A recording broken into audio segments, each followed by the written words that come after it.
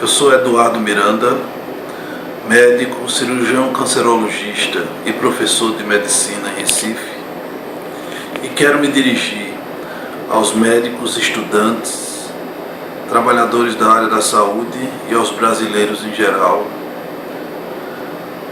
E tenho uma mensagem a todos eles que tem o título de A eleição da chapa João Santana-Dilma, o Brasil, seu futuro mais uma vez adiado, a necessidade da resistência e a nobreza da oposição. O Brasil me dói, como disse Unamuno da sua sofrida e conflagrada Espanha. Estamos, os brasileiros patriotas, perplexos. A eleição de Dilma Rousseff foi a maior demonstração do primarismo político de uma parcela do povo brasileiro, da sua solene indiferença à ação viperina das serpentes do mal que o sufocam e sua elástica, turva e destrutiva tolerância à mentira e à frouxidão moral. Também da sua teimosia em pertencer ao terceiro mundo, com seu corolário de pobreza e indignidades. Quando vi o resultado da eleição presidencial, fiquei, apesar de meus 57 anos bem vividos, atônito. Desliguei a TV e o computador, me isolei do mundo e me entreguei à reflexão. Li muito Lúlio, Thoreau, Milhaud, Margaret Thatcher, e ouvi circunstantes da minha janela. Muito cedo da manhã de 27 de outubro, ouvi um homem de 40 anos aproximadamente dizer, entre aspas, agora eu vou conseguir minha aposentadoria pelo governo. Ouvi de um funcionário meu, Severino Macambira, na sua sábia simplicidade, que não aceitou apanhar com a própria mão, por isso votou em branco, expressando a sua descrença nos dois candidatos. Também ouvi de soslaio, pois a mera figura da presidente eleita me causa certa nauseante indignação cívica, no seu discurso demagógico e dissimulado, que queria unir o Brasil. Como unir, se 80 milhões de brasileiros eleitores não aprovaram seu governo? Uma diferença de 2% dos votos não chancela nenhum governo. Aliás, nos ensinou Thoreau que meu vizinho, com incontestável razão, contra muitos outros vizinhos errados, constitui a maioria de um só, o que nos demonstra a relatividade da democracia no terceiro mundo. Isso é verdade especialmente após uma campanha cheia de baixezas, de escárnio à lei, de uso escancarado e ilegal da máquina pública em todos os níveis, para pura obtenção de votos. Campanha que primou nos candidatos do PT pelo engodo, pela mentira, pela desqualificação e pelos ataques pessoais como nunca vi. Somente o assintoso uso do avião e da estrutura presidencial durante a campanha, no horário do expediente, seria motivo para a interdição da candidatura oficial.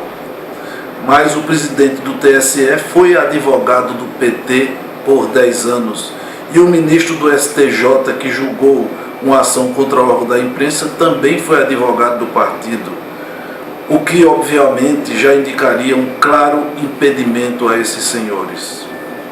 O ex-presidente Lula se rebaixou à mais abjeta condição que um ex-mandatário chegou desde a fundação da República. Agrediu, mentiu, manipulou, desqualificou sem qualquer limite, usou à exaustão sua sólida capacidade de manipulação das massas indefesas, forjada no sindicalismo destrutivo, e tripudiou sobre o vernáculo, sobre a lógica e sobre a democracia. A presidente seguiu a mesma reza e, como ela própria já dissera antes, entre aspas, a gente faz o diabo para se eleger. O nosso Goebbels Tupiniquim o senhor João Santana, soube utilizar com eficiência os bilhões que dispunha para fazer um país midiático, uma ilha da fantasia repleta de seres anódinos e autômatos movidos a bolsas perversas e enganosas. Reforçou com energia o messianismo enganador, o triunfalismo de pés de barro e o patrimonialismo cego que tanto mal fez a essa América Latina sofrida. Por outro lado, o ex-presidente Fernando Henrique Cardoso teve uma postura de estadista e o candidato Aécio Neves, independente de qualquer preferência eleitoral, foi digno e elevado do início ao fim da campanha dentro das melhores tradições mineiras e democráticas. No dia seguinte à eleição me surpreendi, eu, mineiro adotado por Pernambuco, quando fui informado que em 2 horas se formaram na internet 503 redes de hostilidade ao Nordeste. Vi médicos que negaram convites para congresso no Nordeste e líder de classe importante fazer declaração de repúdio a qualquer tipo de ação fraternal, o que é grave e sintomático. Vi a revolta, o choro e o inconformismo dos justos, dos que combateram o bom combate. Eu, pessoalmente, me empenhei ao máximo na luta contra o obscurantismo que nos ameaça. Surpreendi-me e fiquei decepcionado com médicos e professores universitários que defenderam o indefensável. Fiz pregação democrática na faculdade, nos hospitais, nas ruas, junto aos jovens e idosos. Produzi um vídeo que foi visto por muitos.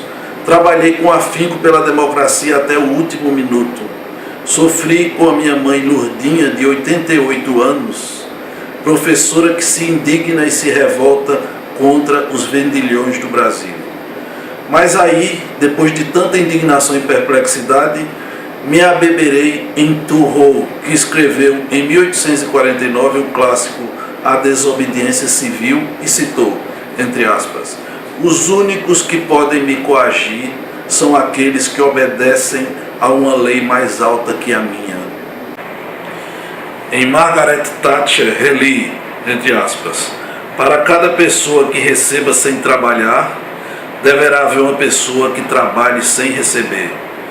E também a clássica frase, o socialismo se acaba quando conseguem gastar todo o dinheiro dos outros.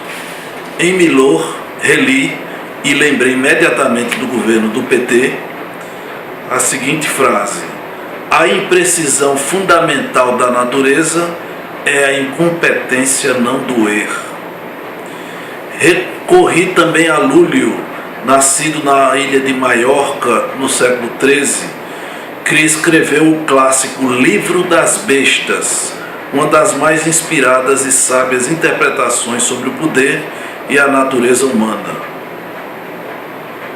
Entre aspas, preferia ser um animal irracional, embora nada mais restasse de si depois de morto, a ser rei dos homens, com tanta culpa quanta acarretaria o mal que se seguiria da maldade do rei. Reflita sobre isso, presidente Dilma.